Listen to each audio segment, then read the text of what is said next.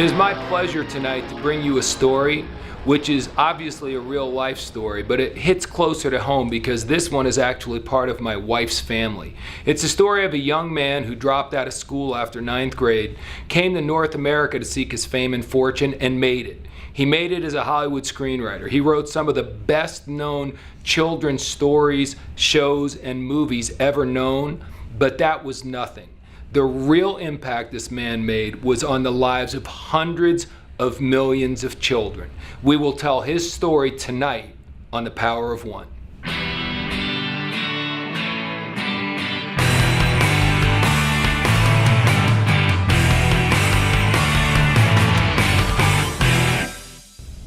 Well, I'm always excited to share these stories with you, but tonight, of course, as I told you in the intro, the story is closer to home. I never had the privilege of meeting Art Arthur, but he was my wife's grandfather, and his story has inspired me for many years. Here's a gentleman whose family had to leave where they were in Europe, in Western Europe. When the Nazis came to town, they were right next to Anatevka, which is the story in Fiddler on the Roof, and they pretty much had that lifestyle. They had to leave all their belongings behind and come across, and they ended up settling in Toronto, and he was going to school there, and he had to drop out because the family wasn't doing so well after his year of 9th grade. So as a freshman in high school, that was the end of his education, but he was so committed to learning, he decided he was just going to read as many books as he possibly can and still end up with a great education, which led him into the newspaper business, where he went from being the guy selling the paper on the street corner to being the managing editor of a paper in Toronto, where he was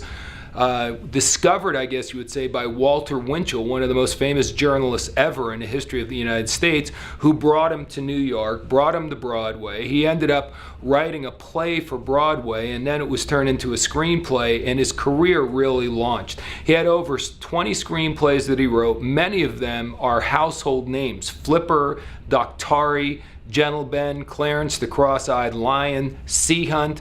If you go back in the 60s and 70s, these were shows that were staples in America. Some movies, many more converted into TV shows that were largely successful, and those are just the most popular ones. As I said, he had about 15 or 20 others in addition to that. So that's an amazing success story right there. He was able to come over here, virtually no education, just dug in, did whatever he needed to do, and became one of the most successful screenwriters in the history of Hollywood. You know, there are pictures all over our house of him with Grace Kelly. We have a letter in our home that President Reagan wrote to his widow when he passed away. I mean, he was really highly regarded in Hollywood, and that's a pretty great success story right there.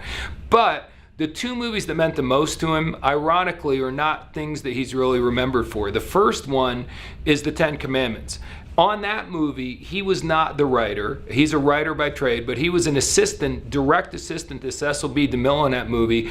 And even though he has no credits anywhere on the movie, he worked on that day and night and used the talents because he was a man of very deep faith, and he felt so committed to that movie that even though he made very little money, and even though he didn't have the writer's credit that he, would normally want so badly, just being part of that amazing movie, and I know you've heard of the Ten Commandments, was something he prided himself.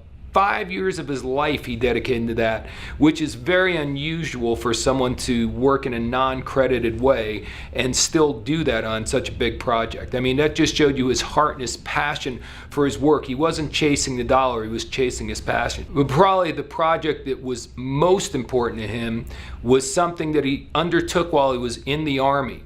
As he was in the Army and World War II was coming to a close, the UN went to whoever they were working with and said, we need to raise money for post-war in Western Europe. It's devastating, especially the children.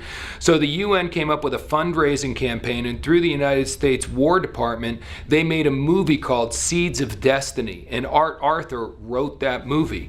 And what's amazing is most people have never heard of it. It was a documentary. It won the Oscar that year, which is amazing enough in itself, but it was the biggest fundraiser to that point, one of the biggest grossing movies ever, which is so funny because most people never heard of it. But going back in the 1940s, this movie raised over $200 million from the people that did see it. It had a profound impact on people, so much so that when it was done being viewed, some of the people who had seen it brought it to the United States Congress, and they played it at a closed session in Congress because at that time they were trying to pass something called the Marshall Plan. Some of you may remember from your history classes.